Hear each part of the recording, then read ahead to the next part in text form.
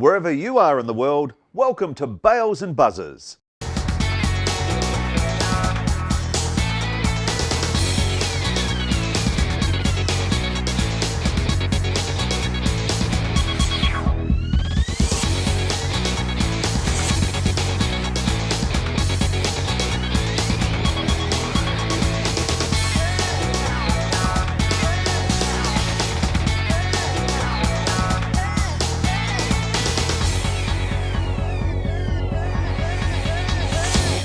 Yes, hello everyone. Welcome along to Bales and Buzzers. Robbo here. Buzzer is with us and some very happy, tired, nervous people with no fingernails over the last couple of days, but fantastic win by the Irish in the end. Yeah, it really was a fantastic win. I think that certainly there was a lot of nerves. I was reading actually in one of the papers this morning, Niall O'Brien apologising to a lot of the families and fans and friends, you know, about the nerves that... Yeah.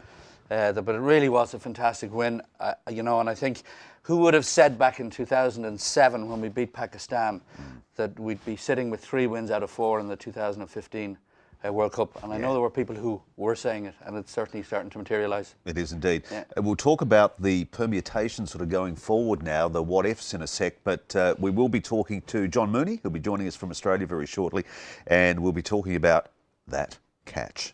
How did you see it?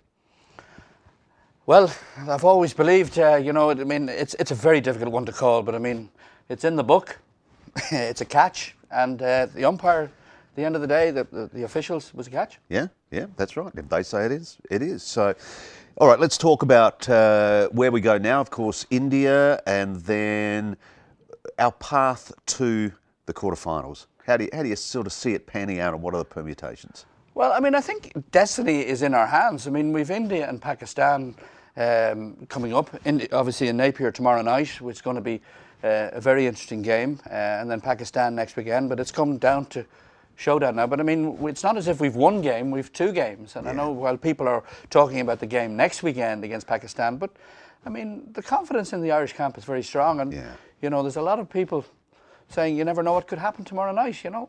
It's interesting too that, you know, that rivalry with Pakistan that I guess really goes back now to 2007. It's already played out a bit with them doing us no favours by winning the other night, beating South Africa. Yeah, You just can't trust them, can you, hey? Come on, do the right thing by it. It's not a game you would have scheduled in your mind that, you know, Pakistan were going to win, but just following it overnight and you see that Pakistan seem to be getting better and better throughout as the tournament goes on. Indeed. Welcome back to Bales and Buzzers. Time to head to the Antipodes now and down to New Zealand in preparation for the next match. The Irish team have just lobbed there, and we're very, very pleased to have online with us John Mooney. John, welcome to the Bales and Buzzers. Thanks a million, guys. Great to be on with you. And congratulations, fantastic win. I'd say cardiologists getting a bit of extra work over here. It was pretty tough.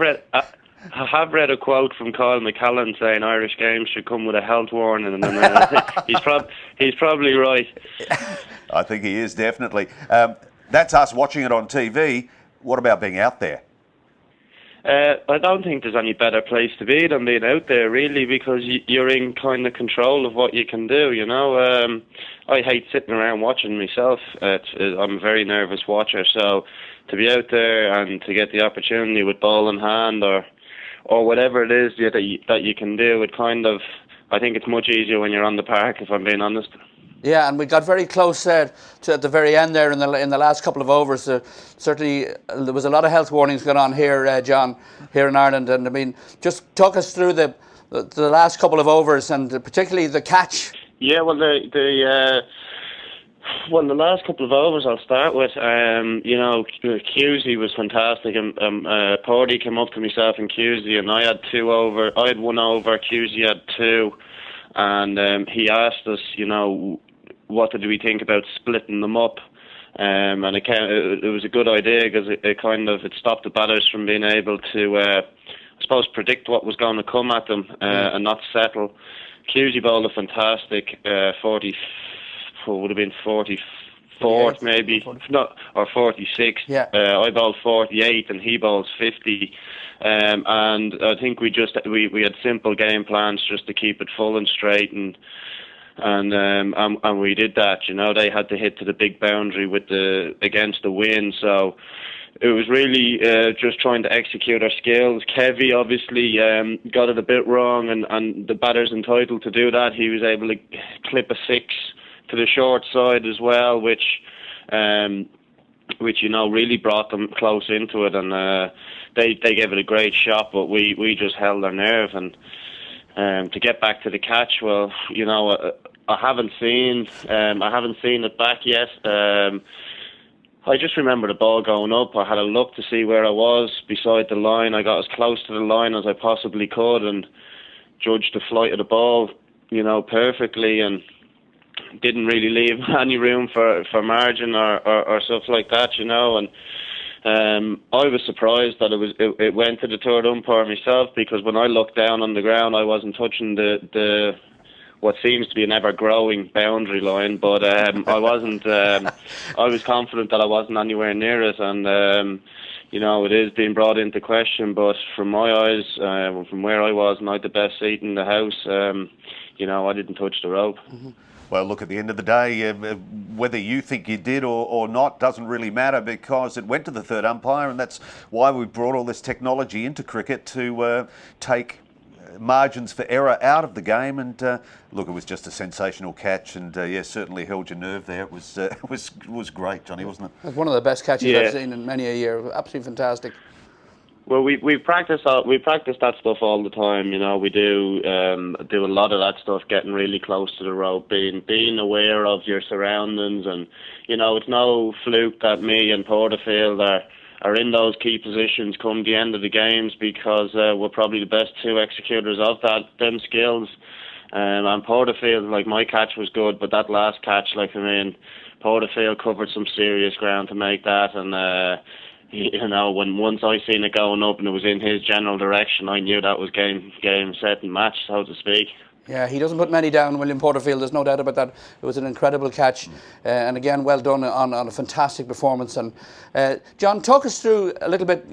We've been seeing your new helmet, particularly in the UAE game, and where we saw it, and it was very interesting. Tell us a little bit about the design and how you've got to get that very much now on the world stage. Yeah, well, it was easy to get it onto the world stage because I was going to be playing. I suppose I had to get picked for the games. That was a tough one. But the design itself is pretty simple. It's just a grill, an extra bit of grill that you can put around and attach onto pretty much any helmet that's on the market. I've only got 2 prototypes made up at the minute. They're not the finished article. They will be sharpened up. But just for the time being, there was such a tight time scale between the unfortunate events in Sydney in November to the World Cup to try and get something out there. And since I put it on my helmet, I'll never take it off. I'll take off the ones I have at the minute, because I'm going to come up with something that's a bit sharper and a bit better looking, and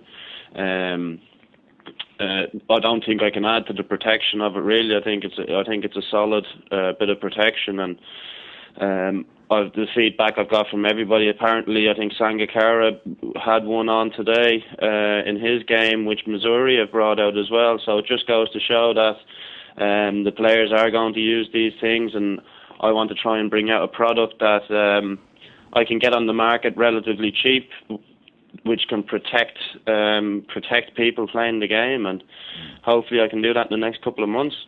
Yeah, I know when the tragedy happened with Phil Hughes, everybody said it's 1 in a million, but if we can, through innovators like yourself, John, stop that happening 1 in a million times again in the future, it'll be well worth it, that's for sure. Yeah, well, one of my favourite movies is Dumb and Dumber, and there's a very famous quote in that when Jim Carrey is told by the girl in it, there's a 1 in a million chance of them ever getting together, and like he said in that movie, so you're saying there's a chance, and that is the case, unfortunately. 1 in a million, it is high odds, but it can happen, and to be sure, if you don't have that area protected, somebody is going to get hit there again. Yeah, well, like fantastic innovation, and yeah, we wish you every bit of luck with that. Next up, another big game. Obviously, we were saying the Pakistanis did us no favours the other day, but all we can do is keep winning games, can't we? Yeah, like coming into it, you can't be expecting teams to do you favours, because when you look at the top 8 and 10 sides, you know that they can all beat each other. So we probably thought 3 wins coming into it, we'd be good, but we're going to have to do it. We're going to have to get a 4th win, and the Indians have been playing some really good cricket, but we can't look any further than that. And we don't have too much time to think about the game from the other day, which is great. Hopefully the batters are going to be able to bring their form into the game, and I think we definitely execute with our bowling skills an awful lot better. Although we went for 300, it was a fantastic wicket. Brendan Taylor batted amazingly well. We're starting to show signs at the death where we can hit our Yorkers and nail our slower balls, and we've worked really hard on that, and we've spoken in depth about it. And I think if our batters can fire, we'll have a great chance. And I think, with the plans that, obviously going into this tournament and winning against the West Indies and the UAE, and then, the plans coming to this stage, very much that India must have been planned for quite some time as to what the strategy is for tomorrow night. Yeah, well, it's going to be, it's a pretty simple game plan. It's going to be get as many runs as you can and hopefully bowl in the right areas to curtail them.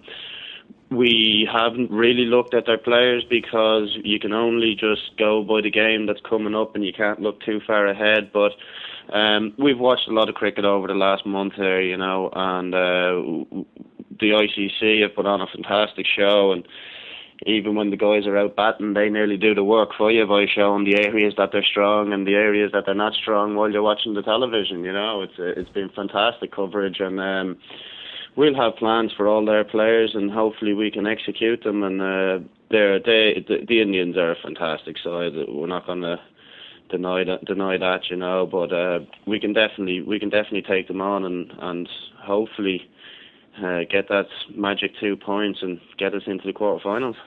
Yeah, well, the whole country's behind you, John. We appreciate you taking the time to take our call, just arriving, I know, as you have in New Zealand, and all the very, very best of luck for the coming game against India. Thanks a million, guys. Lovely to talk to you. Best of luck, John.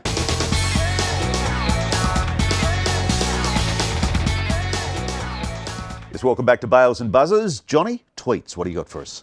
Yeah, I have a few here, Robbo. I've one from Andy Balberdi. That's why I play the game. Another 2 points in the bag. My word, I love this team. So do we. Here. And then we have another one here from Brendan Connor, strength and conditioning coach.